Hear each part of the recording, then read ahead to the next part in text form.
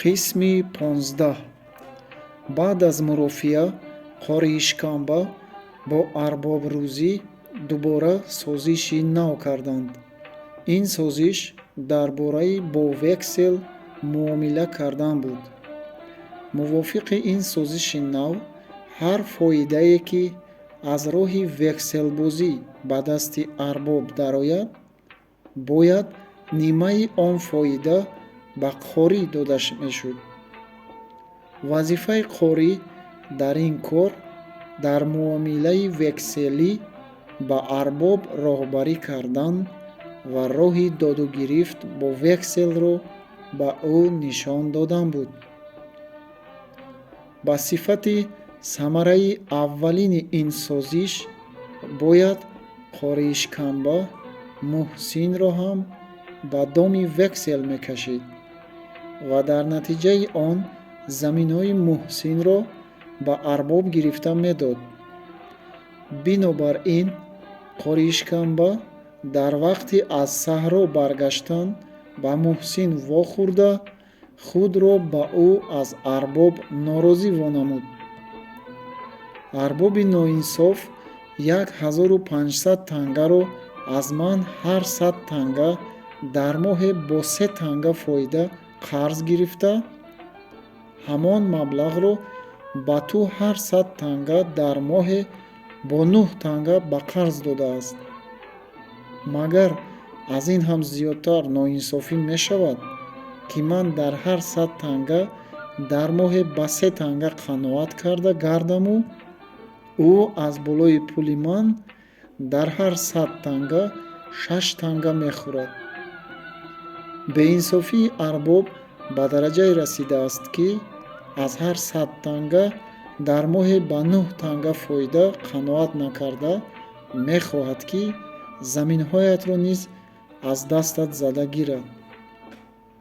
Қориишканба баъд аз он ки ранҷиши худро аз арбобрӯзӣ ва ноинсофии ӯро дар пеши Муҳсин исбот кард, ба ӯ тавсия кард, ки ҳар гоҳ ба пул муҳтоҷ шавад, рост пеши ӯ равад.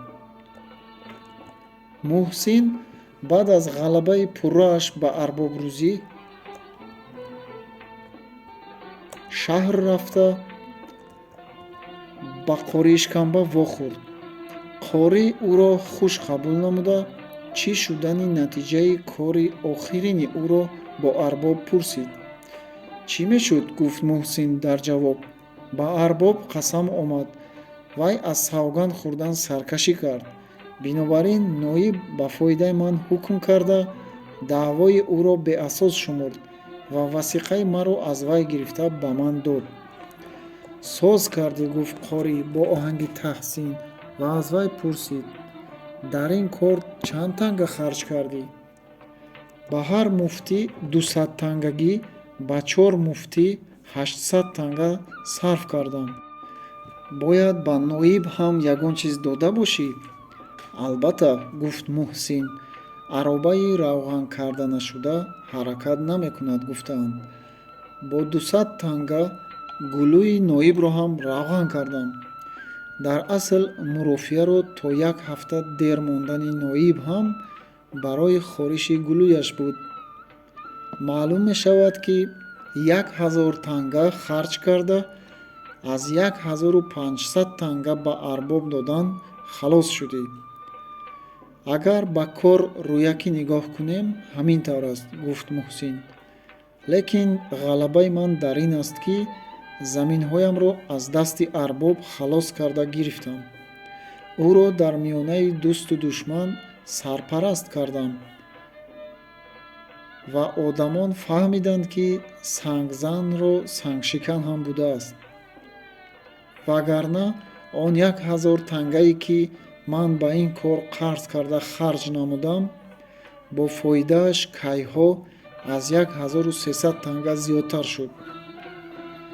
ин маблағро аз кӣ ва бо чӣ қадар фоида қарз гирифтӣ? аз як касе, ки дар ривоятфурӯшӣ дар байни муфтиён ва ривоятталабон миёнаравӣ мекунад. ба қарори дар ҳар рӯз 10 танга фоида дидан қарз гирифтам. гуфт қори ишканба афсӯсхӯрон, ба ин фоидаи вазнин чӣ тавр тоб овардӣ ва чаро аз аввал ба пеши ман наомадӣ? Афсӯсхӯрии қори ишканба зоҳиран барои ба гардани Муҳсин афтидани ин гуна бори вазнин бошад ҳам, дар ҳақиқат ӯ дар оташи ҳирсу ҳасад месӯхт ва барои дар даҳони худаш надаромадани ин луқмаи равғанин афсӯс мехӯрд. ин ҳолати рӯҳияи ӯ аз ҳамин маълум мешуд, ки дар вақти гуфтани он суханони афсӯсхӯрона ангуштонашро хаму рост мекард. Магар ӯ дар ҳар моҳ ба ҳар 100 танга чанд танга афтодани он фоидаи сангинро ҳисоб карда медид? Ман чӣ донам, ман шуморо бо арбобрӯзӣ дӯсти наздик медонистам. Бинобар ин шумо маблағеро, ки бар зидди ӯ харҷ мешавад, бояд қарз надиҳед гуфта меандешидам. Аввал он ки судхӯр бо судхӯр дӯст намешавад. Инҳо монанди сагу гурба ҳамеша ба якдигар душман мебошанд ва ба болои устуғон меҷанганд. Дуввум он ки ба ман ба ҳар 100 танга ҳар моҳ 3 танга фоида дода, аз деҳқонон аз 8 то 10 танга фоида гирифтанашро намеписандидам, чунки ин кори ӯ ҳам дар ҳаққи ман ва ҳам дар ҳаққи деҳқонони фақир ноинсофӣ буд. Агар шумо ба ман некӣ кардан хоҳед, ҳоло ҳам вақт нагузаштааст, гуфт Муҳсин. Агар шумо ба ман бо фоидаи сабук қарзи дарозмуддаттар диҳед, аз фоидаи он ривоятфурӯш халос мешавам. Барои аз қарзи он ривоятфурӯш халос шуданат чанд танга дар кор аст? Ҳамин рӯз қарзи ман аз вай ба 1310 танга расид. Фардо боз 10 танга зиёд мешавад. шумо инак ба ҳамин эҳтиёҷи ман нигоҳ карда ба ман қарз диҳед. Ин тавр бошад, якбора 1400 танга гир. Агар ин маблағ аз қарзат зиёдатӣ кунад, ба ягон масрифи дигарат сарф мекунӣ. Фоидаашро чӣ қадар талаб мекунед? Аз фоидае ки ба арбобрӯзӣ дидӣ 4 танга камтар, яъне дар ҳар моҳ ба ҳар 100 танга 6 танга фоида медиҳӣ. Лекин муддаташро ҳамин вақт муайян карданат зарур аст. Ман умедворам, ки соли оянда дар вақти ҳосилғондорӣ қарзи шуморо бо фоидааш адо намоям, яъне баъди 1 соли комил. Қори ишканба аз рӯи сухани Муҳсин муҳлати адои қарзи худро муайян кард. Оре, баъд аз 1 сол Муҳсин тасдиқ намуд ва пурсид: акнун чанд таноб заминамро ба номи шумо бо байъи шаръӣ васиқа карда биёрам? Барои ман васиқаи қозихона ҳам лозим нест. Заминат ҳам ба ман фоидаи 1 соларо ба тани пул зам карда, мувофиқи он маблағ векселдиҳӣ басанда аст. Муҳсин аз ин суханони қори ишканба ҳам хурсанд шуд, ҳам дар тааҷҷуб афтод ва ҳам тарсид. Хурсанд шуд, зеро дар вақте ки судхӯрони деҳот ва аз ин ҷумла арбобрӯзӣ ба заминҳои вай чашм духта буданд, қори ишканба ба ман заминат дар кор нест мегӯяд. Дар тааҷҷуб афтод, чунки қори ишканба ба ӯ боварӣ карда бе васиқаи қозихона қарз додан мехоҳад. Тарсид, ки имрӯз аз қори ишканба ҳуҷҷати дар умри худ нашунидаашро, векселро шунид. Векселаш чӣ бало бошад? Мабудо дар зери ин коса нимкосае бошад? Мабудо кори маро ин вексел бадтар кунад? Гӯён дар дили худ меандешид ва гоҳо дар дили худ худро тасаллӣ медод. На ин ки як қории куррои 5 вақт намозхон дар ҳаққи як деҳқони меҳнатдӯсти дар роҳ монда бадандешӣ кунад, хусусан дар вақте ки ӯ арбобрӯзӣ ва судхӯри ривоятфурӯшро ноинсоф гӯён дашном медиҳад, на ин ки худ аз онҳо ҳам бадтар ноинсофӣ кунад. Қоришканба аз ғарқ шудани Муҳсин ба фикру андеша пай бурд, ки ӯ дар шубҳа афтодааст. Барои хотирҷамъ кардани вай гуфт: ман ба бечорагии ту раҳм карда, васиқаи қозихонагӣ, ки харҷи бисёр дорад, аз ту талаб намекунам. Дили ман ба ту чунон пур аст, ки мехостам ба ту бе ҳеҷ гуна ҳуҷҷат қарз диҳам. Аммо аз он ҷо, ки вексел дар муомилаи ман бо банк ба ман дар кор мешавад, аз ту вексел гирифтан хостам. ту аз ин кори ман бадгумон нашав. Бо ҳамаи ин шубҳаи Муҳсин ҳанӯз бартараф нашуда буд. Бинобар ин аз Қоришканба пурсид: вексел барои муомилаи шумо бо банк чӣ дар корӣ дорад? Чунки масалан ман аз ту ба 2000 танга вексел гирам ва агар он векселро ба банк бурда гарав монам, аз болои вай банк ба ман 1000 танга қарз медиҳад. ман метавонам, ки он маблағро ба як дарди худ даво кунам. Аммо банк як ҷувол васиқаро ба як пул ҳам ба гарав намегирад. Муҳсин бо ин изоҳи Қоришканба як дараҷа аз шубҳа баромада, ба вексел додан розӣ шуд ва барои вексел дода пул гирифтан кадом вақт оям? гуфта пурсид. фардо пагоҳонӣ биё, гуфт Қоришканба ва аз вай пурсид: барои ба вексел даст мондан хату савод дорӣ? Не, хату савод надорам. хуб, зарар надорад. дар пеши нотариус аз ҷониби ту ягон кас даст мемонад. Қоришканба Муҳсинро бо худ гирифта ба Когон бурд ва дар он ҷо пули вексел, хароҷоти нотариус, музди дастӣ бо илтимоси Муҳсин дар вексел имзокунанда ва фоидаи яксолаи 1400 тангае, ки ба Муҳсин қарз медод, ҳамаро ҳисоб карда, маблағи қарздории ӯро ба 2400 танга расонид ва ин маблағро ба суми русӣ гардонда, ба маблағи 360 сум аз Муҳсин вексел гирифтанро муқаррар кард ва ба банк даромада, мувофиқи маблағи мазкур вексел харида баровард. баъд аз он як шахси хату саводнокро ёфт, ки ӯ аз ҷониби Муҳсин дар вексел имзо кард. Қоришканба, Муҳсин ва одами имзокунанда ҳар се бо ҳам ба пеши нотариус даромаданд. дар он ҷо дар ҳузури нотариус он шахс бо илтимоси Муҳсин, бинобар хату савод надоштани ӯ, вексели сафеди бетаърихи 360 сумиро имзо кард ва нотариус он имзоро бо муҳру имзои худ тасдиқ намуд.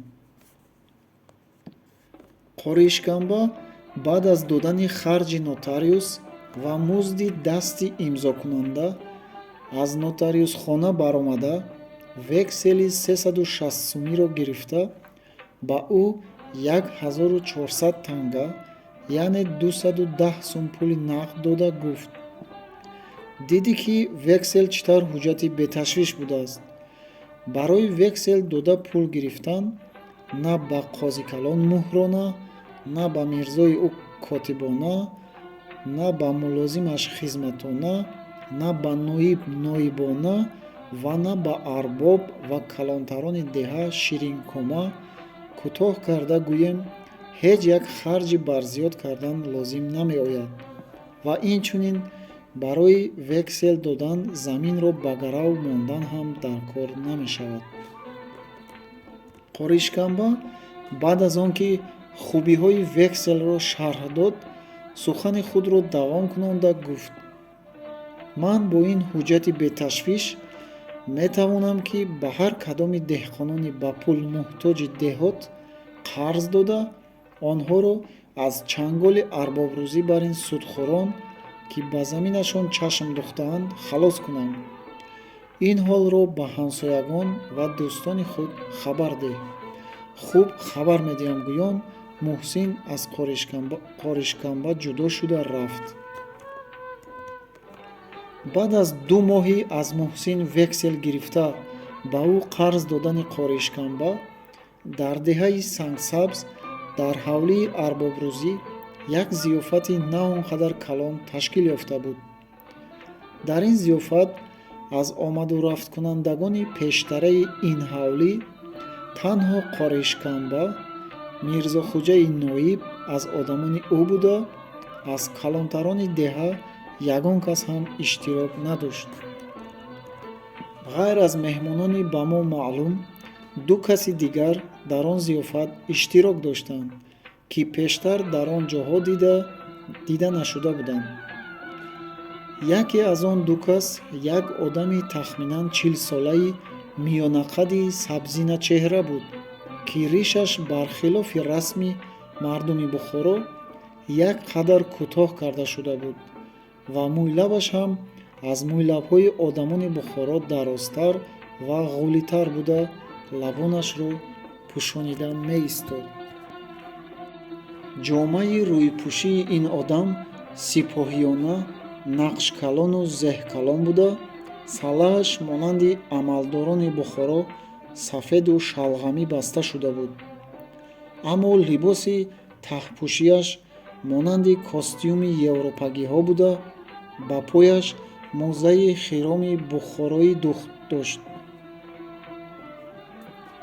дигаре аз ин 2 одам зардчаранг, ришу мӯйлабаш тамоман тарошида, мӯйсараш дароз гузошта шуда буда, пӯшокаш тагу рӯй европагӣ буд.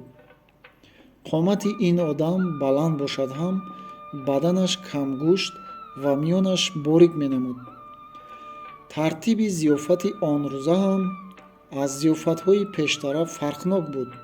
дар миёнҷои хона як чорпояи баландиаш ниморшинӣ гузошта шуда буд ва бар рӯи ин чорпоя як дастархони сафед паҳн карда, бар рӯи вай хӯрданиҳоро ба тартиб ниҳода буданд. таоми ин зиёфат аз зиёфати пештара кам фарқ дошт. дар пеши Қоришканба, Ноиб ва одамони ӯ монанди пештара гӯштбирён, мурғбирён, баррабирён, палави сергӯшту равған ва монанди инҳо хӯрданиҳои маҳаллӣ бошанд, дар пеши он 2 меҳмони нав монанди котлета, жаркое ва дигар таомҳои гуногуни европагӣ буданд. ин меҳмонон монанди одамҳои маҳаллӣ таомро бо даст нахӯрда, бо корд бурида, бо чангча гирифта мехӯрданд. инчунин дар пеши ин 2 меҳмон 2 қадаҳи булурин бо 2 шиша шароб меистод. ба шиками он шишаҳои шароб коғазҳои зарҳалдорӣ часпонда шуда буда, бар он коғазҳо нақши 5 ситораи заррин ва дар зери он ситораҳо бо ҳарфҳои заррин навиштае менамуд, ки ба ҳарфҳои арабӣ монандӣ надошт.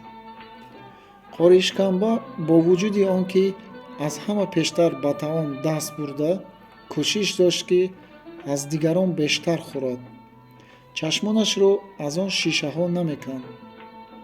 вақте ки меҳмони нимевропагипӯш яке аз он шишаҳоро ба даст гирифта навиштаи вайро аз назар мегузаронид, Қоришканба аз ӯ «Вай чист?» гуфта пурсид. «Ин коньяк аст», гуфт он меҳмон. «Коньяк чист?» Қоришканба боз пурсид. «Ин дору аст. ин доруест, ки ба одамони пир қувват медиҳад ва иштиҳои монанди шумо касонеро, ки ба хӯрдан ҳавас доранд, мекушояд», гуфт ӯ ва даҳони шишаро кушода, дар 2 қадаҳ барои худ ва шариконаш шароб кашида, аз қори пурсид. «Агар хоҳед, барои шумо ҳам як пиёла аз ин дору кашида диҳам». барои кушода шудани иштиҳои ман дору даркорӣ надорад ва агар рухсат диҳед ба таоми повурии шумо шарик мешавам, гуфт қори шиканба. аммо ба ҷавоби он меҳмон мунтазир нашуда, нимаи таомҳои ба пеши онҳо истодаро ба рӯи табақи палав бо дасти ошолуди худ гардонида, дигар ба касе ҳарф назада хӯрдан гирифт. баъд аз ба поён расидани хӯрохӯр ва нӯшонӯш, ноиб ба меҳмони нави Европагӣ либос: акнун корро сар кардан дар кор аст, гуфт. Сар кардан дар кор аст, вақтам рафт. Он меҳмон сухани ноибро таъкид карда ҷавоб дод: муҳсин, Сафаралӣ, Пӯлод, Темур ва дигар қарзоронро ҷеғ зада биёред, гуфта ноиб ба одамони худ фармон дод. меҳмони нави нимевропагипӯш портфели худро кушода, аз даруни вай, ки пур аз векселҳои таҳ ба таҳ гузошта шуда буд, якчанд векселро ҷудо карда бароварда, дар зери зонуи худ ниҳод. одамони ноиб қарздоронро ба рӯи суфа бароварда, ба пеши даре, ки ноиб дар даруни вай нишаста буд, қатор карданд. ин ҳолро дида, одами нимевропагипӯш ба одамони ноиб: ин ҷо қозихона ё ин ки ноибхона нест, онҳоро дар меҳмонхона ба пеши мо гирифта дароед, гуфт. баъд аз он ки одамони ноиб қарздоронро ба меҳмонхона дароварда, дар рӯ ба рӯи меҳмонони нав қатор шинонданд, одами нимевропагипӯш як векселро ба даст гирифта, баъд аз назар гузаронидани вай ба қарздорон нигоҳ карда пурсид: муҳсин кист? ман, муҳсин ҷавоб дод. ту аз ҷаноби қори Исматулло 360 сум пул гирифта будӣ. ҳозир қори пули худро талаб мекунанд. қарзатро дарҳол адо карданат зарур аст. ман, гуфт муҳсин, аз ҷаноби қори 210 сум пули нағд гирифта будам. фоидаи яксолаи ин маблағро бо харҷи векселдиҳӣ, ки ҷамъ 150 сум шуда буд, ба болои он пули нағд зам карда, ба 360 сум вексел дода будам. қарзеро, ки ба фоидаи яксолааш зам шудааст, ман чӣ нав дар 2 моҳ адо мекунам? суханро бисёр дароз накун, гуфт одами нимевропагипӯш. 360 суми дар ин вексел навишташударо дарҳол медиҳӣ ё не? бо як калима ҷавоб деҳ. қарзеро, ки яксола фоидааш ба вай зам шудааст, ман чӣ гуна дар 2 моҳ медиҳам? муҳсин ҷавоби аввалии худро такрор кард. дар вақте ки ту векселро даст монда дода будӣ, дар вай муҳлати дар кадом вақт адо кардани қарз навишта нашуда будааст. бо ин вексел ҷаноби қорӣ ҳақ доштанд, ки дар ҳамон рӯз ё баъд аз як рӯзи векселро имзо карданат қарзи худро талаб кунанд. ҳоло ки то 2 моҳ ин маблағро аз ту талаб карда нагирифтаанд, дар ҳаққи ту марҳамати калон аст. акнун ки талаб кардаанд, бояд дарҳол адо кунӣ. охир ман магар дар 2 моҳ фоидаи яксола медиҳам? муҳсин боз ҷавоби худро такрор кард. дар 2 моҳ фоидаи яксола медиҳӣ ё намедиҳӣ, ин ба мо дахл надорад. мо бояд 360 суми дар ҳамин вексел навишташударо ҳамин рӯз аз ту рӯёнда гирам. закун ҳамин аст. ин закуни ҳазрати импротур, подшоҳи Русия аст. ин ҳукми шариат ва васиқаи қозикалон нест, ки ту ба муфтиҳо пора дода, маҳзари дафъ гирифта моли мардумро хӯрӣ. суханони одами нимевропагипӯшро арбобрӯзӣ бо оҳанги аз муҳсин ниқоргирӣ қувват дод. вексели ҳазрати импротур, ривояти уламо он сӯ истад, сангро ҳам сурох карда мегузарад. ноиб ба сухани арбобрӯзӣ илова кард. ин чӣ гуна бедодӣ аст? Чӣ тавр ноинсофӣ аст, ки даҳонатро пӯш ки забонат бурида мешавад. Ту закуни ҳазрати импературро бедодӣ ва ноинсофӣ мегӯӣ. ҳозир мефармоям, ки забонатро аз комат кашида мепартоям, гуфт ноиб ғазаболудона. вақтро нагузаронда, молу мулки ин қарздорро бо торги ба музояда, савдое ки зиёд мекунанд, фурӯхтан дар кор аст, гуфт меҳмони европагӣ Буш. баъд аз он ки молу мулки муҳсинро бо савдои ки зиёд мекунад фурӯхта 360 сум рӯёнданӣ шуданд, Сафаралӣ, Пӯлод ва дигар қарздоронро ҳам бо маблағҳои гуногун қарздор шуда, фоидаи яксолаи он маблағҳоро замъ карда, вексели сафед дода буданд. пеш хонда, баъд аз суолу ҷавоб ба тарзи боло фурӯхтани молу мулки онҳоро ҳам қарор доданд. аз ҳама охир навбати пурсиши Темур расид. Темур як ҳафта пештар аз он рӯз аз қори ишканба 1000 танга қарз гирифта, ба вай фоидаи дусолаи он маблағро замъ карда, ба 2200 танга, яъне ба 330 сум вексел дода буд.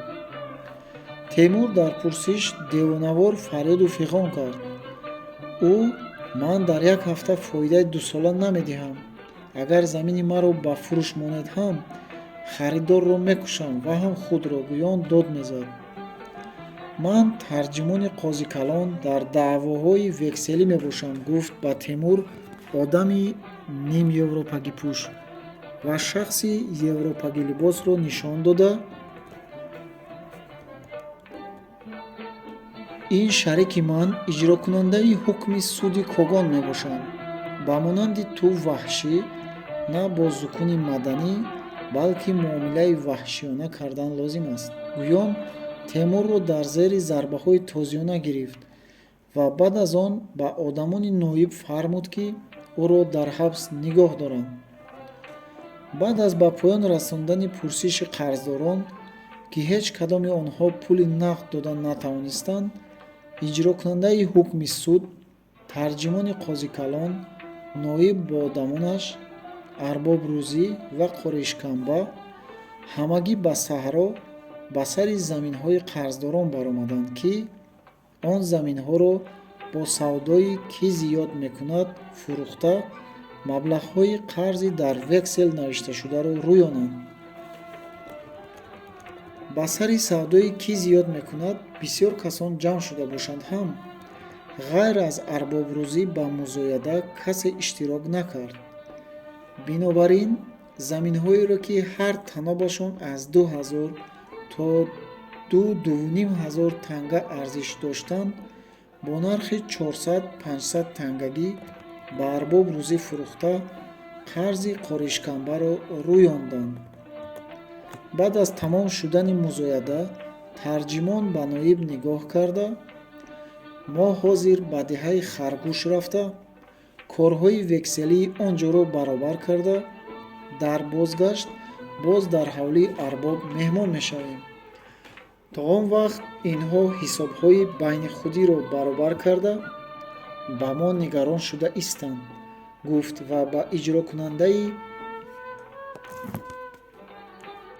ҳукми суд, ҳарду дар фойтун нишаста, ба тарафи Харгӯш раҳсипор гардиданд.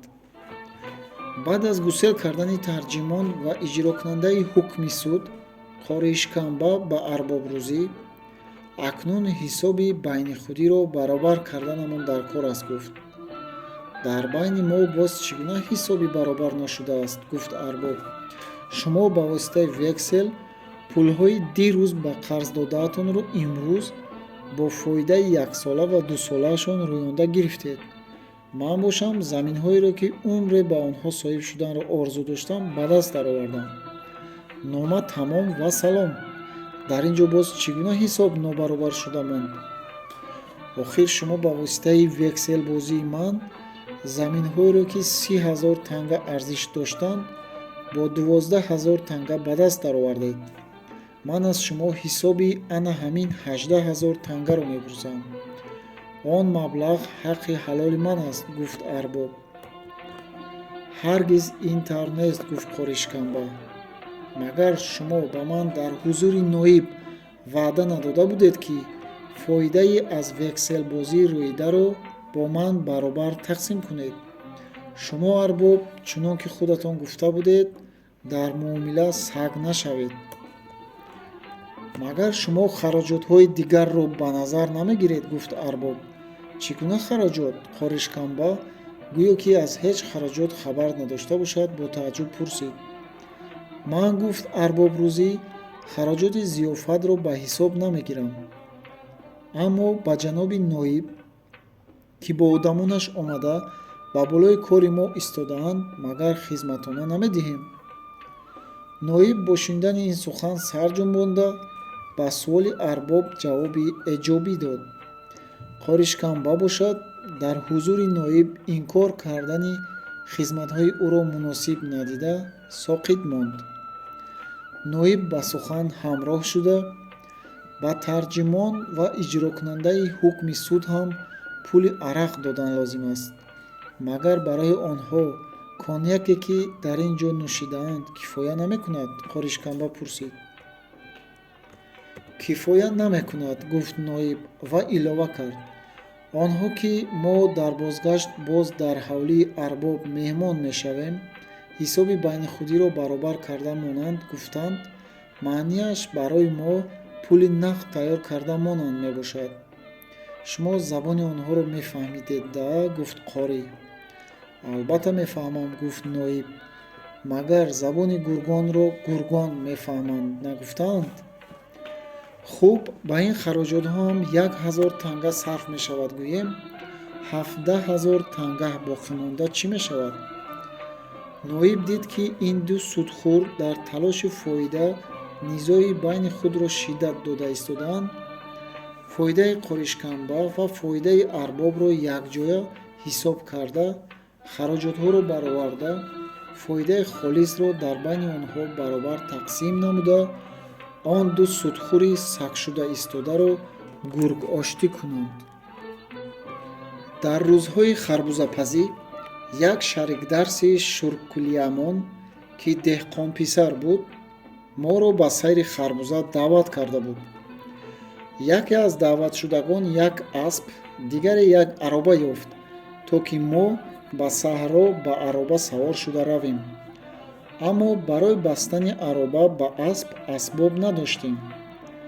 яке аз шариконамон як ҷомаи кӯҳнаро ёфта оварда, ба асп гарданбанд карда, як арғамчинро ба ҷои тиркишу таҳкаш кор фармуда, аспро ба ароба баст ва вазифаи аробакаширо ба оҳдаи худ гирифта, бар зини асп нишаст. 5 нафари дигарамон ба ароба савор шуда, роҳи саҳроро пеш гирифтем. дар вақти рондани ароба маълум шуд, ки аробакаши мо ба ин кор ҳеҷ таҷриба надоштааст. бо ҳамаи ин, ӯ дар кӯчаҳои танги каҷу килеби шаҳри Бухоро аробаро гоҳ ба дарҳо ва гоҳ ба деворҳо зада аз шаҳр баровард. чун дар он кӯчаҳои пурпечу тоб ӯ ба идора кардани асп қадре таҷриба пайдо кард, баъд аз баромадан аз шаҳр дар роҳи васеи рост аробаро як дараҷа ба хубӣ рондан гирифт. чун аз тарафи шарқи майдони машқи сарбоз, ки дар беруни дарвозаи Самарқанд воқеъ буд, ба роҳи Шуркул даромадем. аробакашамон боз ҳам озодонатар аробаронӣ карду, аз тахассус пайдо карданаш ба аробакашӣ ба шавқ омада, монанди аробакашони сертаҷриба бар зин якпаҳлӯ нишаста, ба мо нигоҳ карда ширинкориҳо мекард ва гоҳу аспро тозиёна зада, бо суръат ба ҳаракат дароварда, худ сурудхонӣ менамуд. тарафи ғарбии роҳи мо майдони машқи сарбоз буда, дар байни роҳ ва майдони заҳкашӣ пуробе буд, ки 1.5 метр бар ва ҳамин қадар ҳам чуқурӣ дошт. тарафи шарқии роҳ дилкушо ном чорбоғи подшоҳӣ буд. дар даруни он чорбоғ бар болои дарахти олу боғбондухтаре олу мечидааст, ки бо шунидани садои суруди аробакаши мо ба шавқ омада ё ин ки худ ба худ байтҳои зерини халқиро суруд. олу олу олу олу олу олу олу сиёҳ шуд биё дар боғи ман, рӯзам сиёҳ шуд биё. аробакаши мо суруди духтаракро беҷавоб нагузошт. салаи худро якшоха карда, лаҷоми аспро ба гарданаш гузошта, худ бар болои зин нимхез шуда, чашмонашро ба тарафи шохҳои дарахти олу, ки боғбондухтар дар байни онҳо буд, духта ба сурудгӯӣ ҷавобӣ даромад. чашми сиёҳи зоғи ту, модар набинад доғи ту, рӯзат чаро сиёҳ шавад, ман омадам ба боғи ту. ба боғбондухтар шояд ин суруди ҷавобӣ бисёр форида бошад, ки бо ишваву ғамзаи нозанинона олуеро аз шохи дарахт канда ба тарафи аробакаши сурудхони мо ҳаво дод. аммо олу аз нишон хато хӯрда ба рӯи рости асп ба наздикии чашмаш расид. аз ин ҳол асп рамид ва азбаски лаҷомаш ба гарданаш гузошта шуда буд, аробаро бардошта ба тарафи чап хам хӯрд ва дар ҷастухези аввалини асп чархи чапи ароба ба даруни заҳкаш фуромада, ароба бо асп якпаҳлӯ шуда ба заҳкаш ғелид. ман ки дар мавридҳои хавфнок ҳамеша ҳушёрона ҳаракат карданро одат намуда будам, бо аспи ноозмуд ва аробакаши бетаҷриба аробасавориро яке аз он мавридҳои хавфнок мешумурдам. бо расидани чархи ароба ба лаби заҳкаш бо ҳавли ҷон худро ба он тарафи заҳкаш ҳаво додам ва пеш аз якчарха шудани ароба худро ба он сӯи заҳкаш ба хушкӣ гирифтам. аммо шарикони дигар бо аспу ароба ва аробакаш дар заҳкаш афтоданд. асп якпаҳлӯ шуда дар даруни заҳкаш хобида, бо пойҳои пешу қафои худ канори заҳкашро лагаткорӣ мекард. аммо ин кӯшиши он ҷонвар барои раҳоияш ҳеҷ ёрӣ намедод. билъакс, ин тапиши аз ҳад зиёди вай гарданбанд, таҳкаш ва тиркишро ба гардан ва шикамаш сахттар печонда, бими ҳалокро ба назараш наздиктар мекард. шарикон аз об баромада либосҳояшонро аз тан кашида, тоб дода дар фикри хушконидани онҳо бошанд ҳам, касе дар пайи халос кардани асп набуд ва роҳи халос кардани ӯро ҳам касе намедонист. танҳо он шарикамон, ки аспро аз касе талабида оварда буд, агар асп ҳалок шавад, тавонашро аз куҷо ёфта медиҳем гуфта ғам мехӯрд. дар ҳамин вақт сарбозбачае аз тарафи шаҳр расида омад ва бо дидани ин ҳол либосҳои низомиашро аз тан бароварда дар канори роҳ гузошту аз мо корд доретон гуфта пурсид. аробакаши мо, ки ба нияти дар саҳро харбуза бурида хӯрдан кордеро бо худ гирифта, дар вақти аробакаширо ба уҳдааш гирифтан, он кордро бо банду ғилоф монанди аробакашон аз рӯй ба миёнаш овехта буд. ман корд дорам гӯён вайро аз ғилофаш кашида ба сарбозбача дод. сарбозбача он кордро ба даст гирифта ба заҳкаш даромад ва бо вай гарданбанд, таҳкаш ва тиркиши аробаро бурида, ариши аробаро ба ҳаво бардошт. асп, ки аз банду баст раҳоӣ ёфта буд, озодона ҳаракат карда дар даруни заҳкаш рост бархост ва бо як ҷастан худро аз даруни заҳкаш ба канори роҳ гирифт ва худро сахт ҷунбонда, қатраҳои оби ба даруни гӯшаш даромада ва ба ёли думаш часпидаро аз худ дур карда, соқиту ором истод. сарбозбача ҷоҳои буридашудаи гарданбанд ва арғамчинро ба ҳам пайванд дода, аспро дубора ба ароба баста, ба савории мо тайёр кард. мо дар идораи аробакашии худ раҳсипор шудем. Сарбозбача ҳам либосҳои низомиашро пӯшида, аз дунболи ароба ба роҳ даромад. "Додар, биё, ба ароба савор шав", гуфтам ман ба сарбозбача. Ӯ бо табассуми истеҳзоомезе ба ман нигоҳ карда, бо як ҷастан худро ба болои ароба гирифт. Аммо ман аз истеҳзои ӯ дар шубҳа монда, чаро ин ҷавон ба ман механдида бошад гуфта андешидам. Лекин сабаби хандашавандае дар худ наёфтам ва хомӯшии андешамандонаам ба дилам зада, аз он ҷавоб пурсидам: "Додар, куҷо рафтан мехоҳӣ?" Сарбозбача ба ин суоли ман боз хандае карда ҷавоб дод: "Ба диҳаи шанбеи Қозикалон меравам." Ман аз ин хандаи бемавқеъ ва бесабаб боз зиёдтар дар шубҳа афтода, охир бо оҳанги тааҷҷуб аз вай пурсидам: "Чаро ба ман механдӣ?" Сарбозбача боз табассуме карда ҷавоб дод: "Ман бояд дар синну соли ба шумо додар будан набошам, чунки ман шуморо 25-26 сола тахмин мекунам. Аммо ман 40-солагии худро пур карда ба 41-солагӣ қадам мондаам. ғояташ ин аст, ки тақдир маро берӯшу бемӯйлаб хурдҷуса ва пастқомат офаридааст. Ман чӣ медонистам, ки шумо 40 сола будаед. Акнун дар хитоб ба ҷои ту шумо кор фармудам. Ба намуди зоҳириятон нигоҳ карда, шуморо 17-18 сола гумон карда будам. Албатта ба намуди зоҳирии ман нигоҳ карда маро хурдсол гумон кардани шумо ҷои тааҷҷуб нест", гуфт сарбоз бо оҳанги узрхоҳона. "Аммо аз додар гуфтани шумо, як воқеае, ки аз ин 10 сол пеш дар бобати синну соли ман рӯй дода буд, ба ёдам омада хандаам гирифт." "Он воқеа чӣ гуна буд?" ман пурсидам. Дар вақти 30сола буданам, ки қуввату ғайратам аз ҳозира хеле зиёд буд, хуҷаинам барои ба ман ҳаққи хизмати 5солаамро надодан, дидаю дониста истода, маро ба ноиби Қозикалон, ин бачаи хурдсол аст, аз дасташ чӣ хизмат меояд, гуфта буд.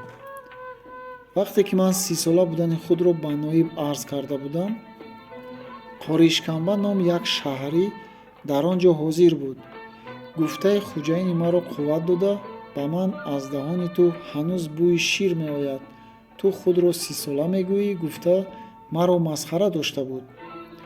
Ман, ки ҳамеша дар пайи донистани тамоми аҳволи Қоришканба мегаштам, номи ӯро аз сарбоз шунида, ба пурсуков даромадам. Сарбоз дар ҷавоб он воқеаҳоеро, ки дар бораи алоқаи Қоришканба ба деҳот гузашт, бо тафсил гуфта дод ва инчунин аз гуфтаҳои сарбоз маълум шуд, ки ҳамон Турамурод будааст, ки арбобрӯзӣ барои ӯро ба хизмати худ маҷбур кардан, ба воситаи ноиби Қозикалон ҳабс кунонда буд. Аммо ӯ ба ҳамаи азоб ва уқубатҳои ҳабсхонаи Қозикалон ва шиканҷаи Миршаб тоб оварда, хизмати арбобрӯзиро ба гардан нагирифта будааст. Азбаски Турамурод барои аз дасти Миршаб халос шудан ба ӯ пул ёфта додан натавонистааст, одамони Миршаб ӯро ба хеши як сарбози гуреза, ки ба одам харида додан маҷбур шуда будааст, ба сарбозӣ фурӯхта, пули аз ин фурӯш ба даст даромадоро байни худ тақсим карда гирифта, ӯро сарбоз карда буданд. Ҳоло ҳам Қоришканба бо хуҷаини пештараи шумо арбобрӯзӣ рафтуҳое дорад? Ман аз сарбоз пурсидам. Не, гуфт ӯ дар ҷавоб. Дар ҳамон вақтҳо ҳодисае рӯй дода, арбобрӯзӣ талаф шуд ва Қоришканба на танҳо аз омаду рафт ба деҳаи сангсабз ва булмахӯрон, балки умуман аз саҳро баромадан тарсида монд. Чун ман аз сарбоз чӣ будани он ҳодисаро пурсидам, ӯ маълумоти зериниро ба ман дод. Дар зимистони ҳамон тирамоҳе, ки арбобрӯзӣ бо қоришканба забон як карда, бо векселбозӣ заминҳои деҳқононро бо зуру зулм аз дасташон зада гирифта буд, деҳқонони ба ҷон расида дар як шаби торик ҳавлии ӯро зер карданд, арбобро куштанд, чизҳои қиматбаҳояшро тороҷ карданд ва ҳавлиашро оташ зада қасоси худро гирифтанд. Дар ин вақт арбоби мо аз роҳи калон ба дасти чап баргашта дар ин вақт арӯбаи мо аз роҳи калон ба дасти чап баргашта бо роҳҳои хурди киштзоре ба тарафи Шӯркӯл раҳсипор шуд ва Турамуроди сарбоз аз ароба фуромада бо мо хушбошӣ карда бо роҳи калон ба тарафи деҳаи Шанбеи Қозӣ Калон рафт. Қисми 16. Дар сесӯи шаҳри Бухоро, дар долоне ки ба тарафи растаи чинифурӯшӣ бармегашт, ба тарафи дасти рост саройчае бино ёфта буд. рӯзе дар пеши дарвозаи он саройча мардуми бисёр гирд омада, ҳар кадоми онҳо мехостанд ки ба даруни саройча дароянд. Аммо саройбони қавиҳайкале, ки чӯбдасти ғафсу дарозеро ба даст дошт, пушт ба паҳлударии дарвоза дода, як нуги он чӯбдастро ба тарзи ғав ба паҳлударии дигар тир карда, касеро барои даромадан ба он ҷо намегузошт. Дар рӯи ҳавлии саройча, ки аз дарвоза тамоман намоён буд, одамони миршаб, шогирдпешагони Қушбегӣ, муллозолимони Қозикалон ва маъмурони раиси шаҳр менамуданд ва онҳо дар байни худ бо гармӣ дар гуфтугузор буданд. Дар миёнаи давраи одамони ҳокимони шаҳр, Қоришканба дар ҳолате ки салаи калонаш каловавор ба гарданаш фуромадагӣ буд, монанди навҳагарон ба ҳар тараф хам хӯрда, торҳои риши худро бо ангуштонаш канда «Вой хонаам сӯхт, вой ҷонам ба лаб омад, вой ҷонаки азизам аз даст рафт» гӯён фарёд мекашид. Гоҳо бо нохунҳои худ рӯяшро харошида хуншор мекард, гоҳо гирья гулӯгираш гардида, бе он ки чӣ гуфтанаш маълум шавад, монанди саге ки дар обмӯрии боғ дармонда ба паси худ аз боғбон зарбаҳои ҷонкоҳ мехӯрда бошад, нула мекашид. Аз гуфтугузори одамони кӯча маълум шуд, ки он шаб боми ҳуҷраи Қоришканбаро, ки дар он саройча будааст, сурох карда, сандуқашро шикаста, пулҳои дар вай пинҳонӣ гузоштаашро бурданд. Назар ба қавли худаш, ӯ он шаб дар он ҷо 10,000 тангаи нуқраи сараи ҳар даҳтоаш 7 мисқол вазнdoштаи зарби Бухорои шарифро ниҳода будааст. Агар он маблағро бо ҳисоби тиллои императорӣ, ки дар Петербург зарб шудааст, ҳисоб кунанд, 1500 сум мешудааст. Одамони миршаб дар бом нақши пои 3 касро ёфтанд, ки онҳо аз боми сарои Кавказ аз сари зина омада, аз болои боми долони раста ба боми ин саройча гузашта, то боми ҳуҷраи Қоришканба расиданд ва онҳо аз он ҷо бозгашта, бо роҳи омадаи худ ба боми сарои Кавказ гузашта, то ба сари зина расиданд. Он зина зинае буд, ки аз даруни сарои Кавказ ба бом барояндагон бо вай мебаромаданд ва дари вай ҳамеша қуфл буда, калидаш дар дасти саройбони сарои Кавказ меистодааст. Бо ин далел одамони ҳокимон ва тамошобинон ҳукм мекарданд, ки аз ин кор саройбони сарои Кавказ хабардор аст. ҳатто ӯ бояд сардори он дастае бошад, ки ин дуздиро ба амал овардаанд. Қоришканба ба болои ин далел як далели дигар зам карда мегуфт: дар ин ҳуҷра ва дар ҳамин сандуқ пул гузоштани маро ғайр аз саройбони сарои Кавказ дигар касе намедонист ва хусусан дишаб, ки ман он маблағи ба ҷон баробарам, балки аз ҷон азизтарамро оварда дар ин ҷо пинҳон кардам. Ин саройбон ҳамроҳи ман буд ва пулро ҳам ӯ бардошта оварда буд. Қоришканба бо ин далелҳо дузди худро муайян карда, рӯйканону мӯйканон пеши Қушбегӣ ва Қозикалон рафта, воқеаро ба онҳо арз карда, аз онҳо шогирдпеша ва мулозими махсус гирифта, барои ба маҳкама кашидан ба сари саройбони сарои Кавказ расид. Саройбон бе он ки хунашро вайрон карда оташин шавад ё ин ки саросима гардад, фиристодагони ҳокимонро бо табассуми истеҳзоомез пешвоз гирифта: ман тайёрам, ки ба пеши ҳокимон рафта тӯҳмат будани даъвои ин судхӯри хуни мардумхӯрро исбот намоям. Аммо аз он ҷо, ки ин сарой ба ҳамаи борҳояш аз тарафи ширкати нақлиёти Кавказ Меркурий ба дасти ман супурда шудааст, бе иҷозати мудири ширкат ва бе супурданам саройро ба касе, ки хуҷаин нишон медиҳад, ба ҷое рафта наметавонам гуфт ва онҳоро гирифта пеши мудири ширкат бурда воқеаро баён намуд. Мудири ширкат ба одамони ҳокимони Бухоро хитоб карда гуфт: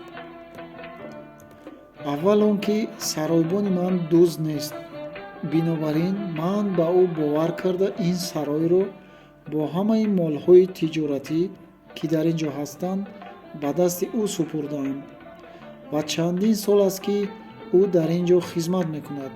Чизе гум нашудааст ва ягон кас ҳам аз ҷои худ беҷо нашудааст. Дуввум он ки саройбони ман раияи давлати Русия аст ва дар дасти худ паспорти императорӣ дорад. Шумо ҳақ надоред, ки вайро ба маҳкамаи ҳокимони Бухоро кашед.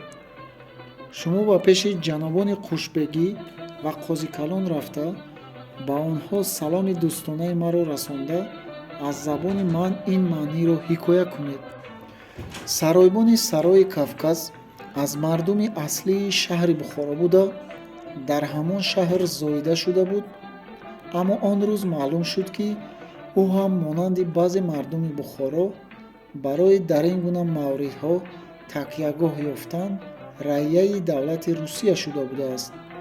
Чунки ҳокимони Бухоро раияи Русияро ҳақ надоштанд, ки ба маҳкама кашанд. даъвои Қоришканба ба саройбони сарои Кавказ худ ба худ маҷонан тамом шуд. Қоришканба баъд аз ин воқеа дер вақт дар кӯчаҳо девонавор мегашт ва ба ҳар кас, ки мерасид, он ҳодисаи ба сари худаш омадаро нақл намуда, саройбон, мудири ширкат, Қозикалон, Қушбегӣ ва одамони онҳоро дуои бад мекард ва дар охир худро дашном медод, ки чаро ба он саройбон бовар карда, ӯро бо худ сирдон, ҳамрозу дамсоз кардааст. Сабаби асосӣ ҳамин буд, ки эътимоди Қоришканба аз саройбони сарои Кавказ ҳам, ки назар ба ақидаи ӯ ягона одами муътамад ва худотарс буд, барҳам хӯрд ва он вақт назар ба қавли ӯ дар дунё касе намонд, ки аз ҳаққи кас тарсад ва ба пули ӯ чашм надӯхта бошад. захме, ки саройбони Кавказ ба синаи Қоришканба зада буд, ҳанӯз беҳ нашуда ва ба ҳам наёмада, замона захми ҷонкӯҳе ба ҷигаргоҳи ӯ зад, ки дигар тобу тавон дар пайкараш ва ақлу ҳуш дар сараш намонд. ин захмро ба ӯ мирзои сари сандуқи яъне хазинадори бое зад, ки ӯ аз он бой ва аз он мирзо ҳеҷ гоҳ ин гумонро надошт. Инчунин ин захм ба ӯ ба воситаи вексел зада шуд, ки назар ба ақидаи ӯ ин ягона ҳуҷҷати боамният ва барои пӯст кандани қарздорони бесавод дар дасташ корди буррои қассобӣ буд. Мирзо Абдулло ном мирзои сари сандуқи як бои миллионери Бухоро, ки дар ҳар гуна доду гирифт аз хуҷаини худ ваколат дошт, рӯзе аз рӯзҳои гармии бозори хариди пӯсти қароқулӣ аз номи хуҷаини худ аз Қоришканба 100 000 тангаи Бухоро 15 000 суми русӣ қарз пурсид ва ба маблағи мазкур моҳе 2000 танга фоида доданро ваъда намуд ва шарт кард, ки фоидаи думоҳаро ба тани пул зам карда, ба ӯ вексели муҳлатии 2 моҳа диҳад ва бо гузаштани 2 моҳ тани пулро бо фоидааш адо намуда, векселро гардонда гирад. Қоришканба бо шунидани ин пешниҳод чунон шодӣ кард, ки аз хурсандӣ дар пӯсташ намеғунҷид.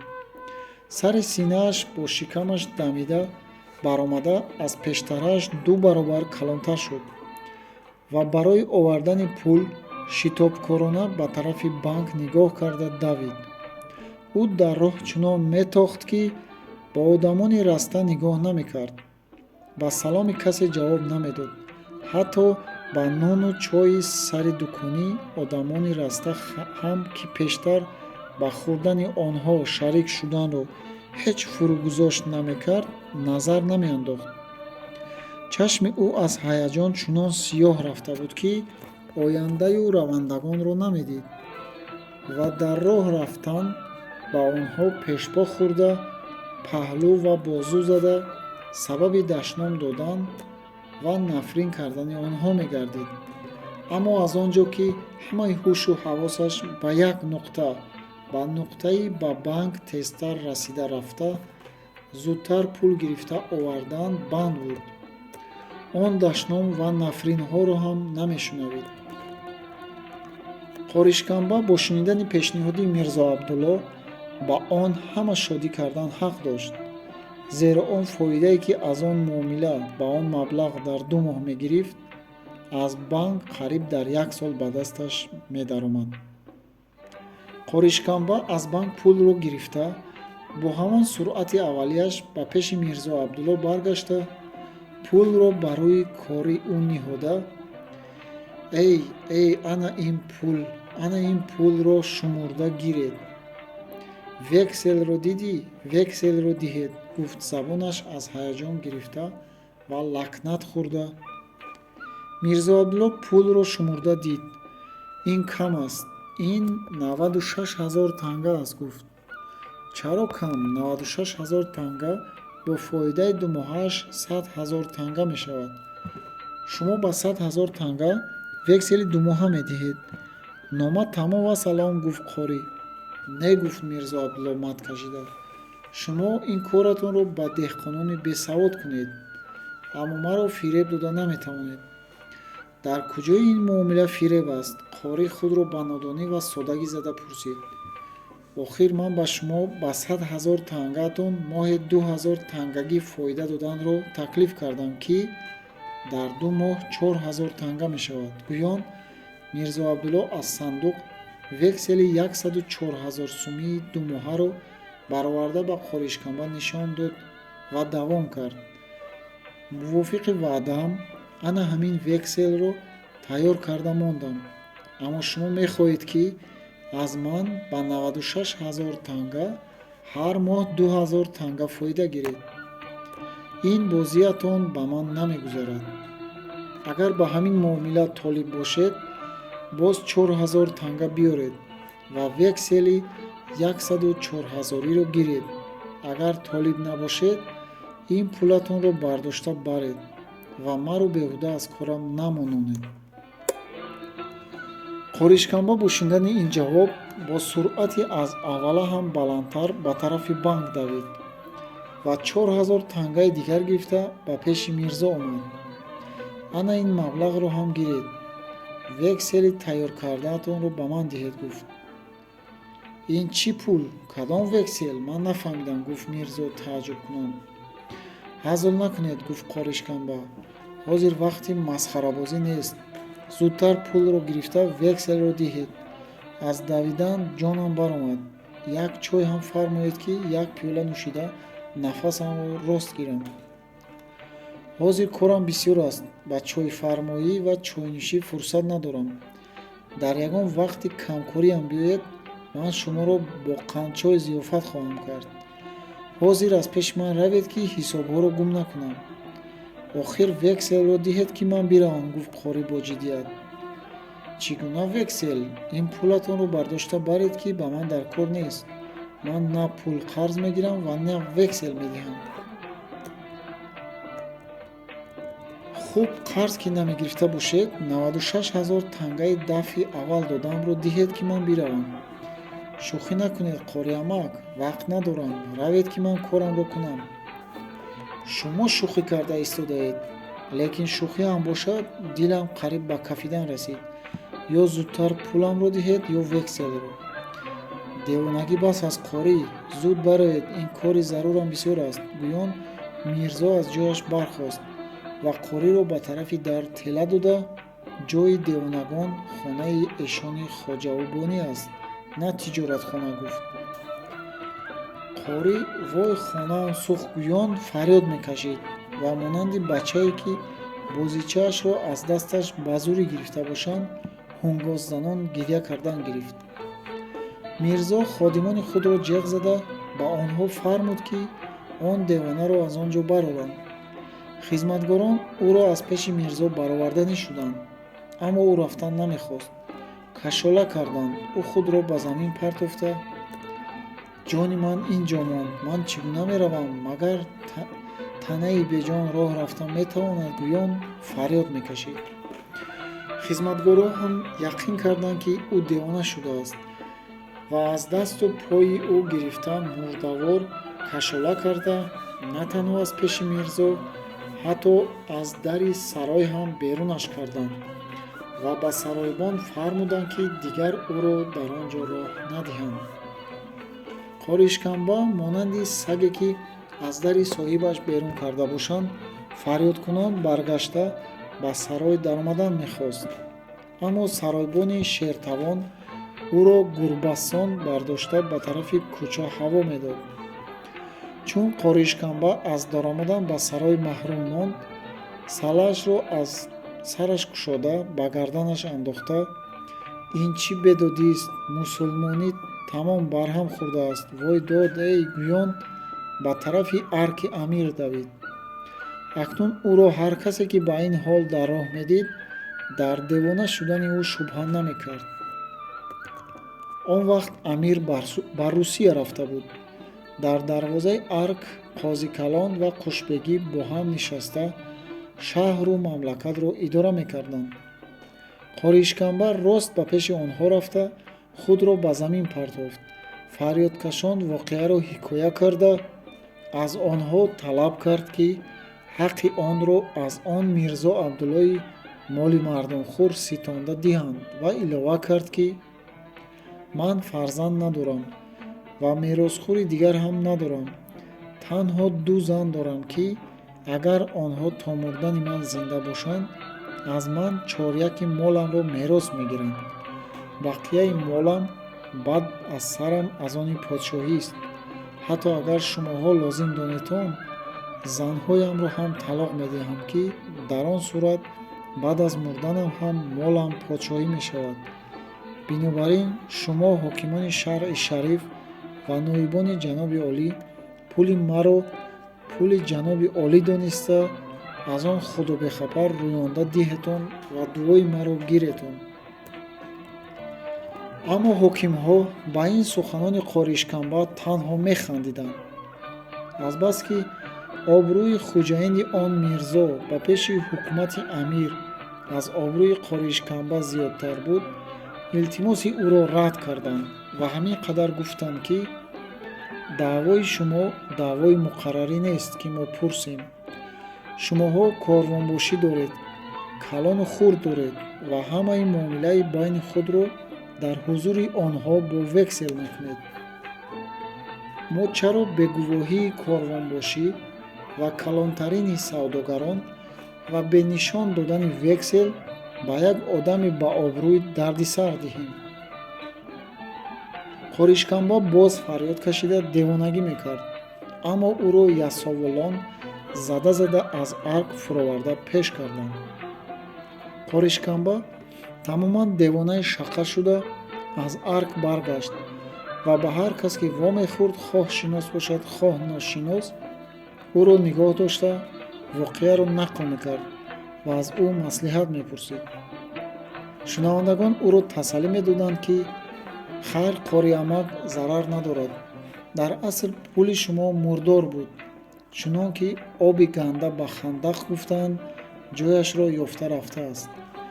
бо шунидани ин гуна тасаллӣ алами ӯ дучандон мешуд ва ба болои сӯхта намакоб рехтагӣ бар ин фарёд мекашид ва шунавандагонро дашном дода, барои ёфтани шунавандагони дигар ба роҳаш давом мекард.